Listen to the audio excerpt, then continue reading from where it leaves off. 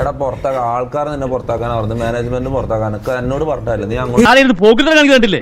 ഇവനൊക്കെ ഇവിടെ വെച്ചോണ്ടിരിക്കാൻ പാടില്ല. അന്നെ കൊണ്ട് ഈ നാട്ടുകാർക്ക് ദ്രോഹം അല്ലാതെ എന്തെങ്കിലും ഗുണം.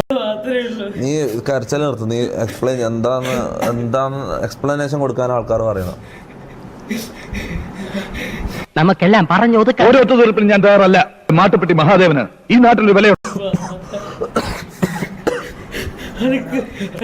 ആരുമില്ലല്ലോ. ഫുഡ് പോലും കിട്ടില്ല. എന്നെ അങ്ങനെ ഉപേക്ഷിക്കല്ലേ സാറേ. ഈ ലോകം വിട്ടാ പിന്നെ എനിക്ക് ആരാ ഉള്ളത്? ഇവിടെ ഉള്ളവരൊക്കെ എന്റെ ബന്ധുക്കളാ. ഗ്രൗണ്ടിൽ കിടന്ന് ഷോ കാണിക്കുമ്പോ ആലോചിക്കണായിരുന്നു. പേപ്പറിലും ടിവിയിലും കൂടി വരുമ്പോഴത്തേക്ക് ഉള്ള പാനം മാസ്കോടെ കാമ കൊണ്ടുപോകുമല്ലോ. ഇത് സ്ക്രിപ്റ്റ് എന്ന് പറയുന്നത്, നിന്റെ സ്ക്രിപ്റ്റ് എന്ന് പറയുന്ന ആൾക്കാർ മനസ്സിലാ.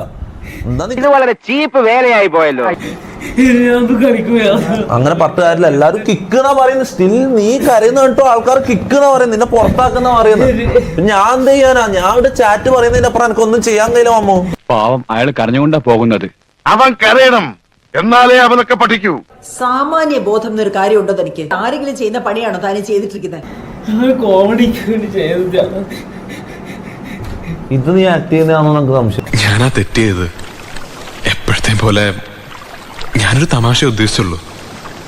എടാ പോയാട്ടെ. എടാ നീ അപ്പുറത്തേക്ക് പോ. ഇവനെ എടാ ഒന്ന് കൊണ്ടുപോ. 1 മില്യൺ. എടാ 1 മില്യൺ അടിച്ചിട്ട് സെലിബ്രേഷൻ ചെയ്യാൻ പറ്റാത്ത അവസ്ഥയായല്ലടാ. ഒരു minute. Happy birthday to U.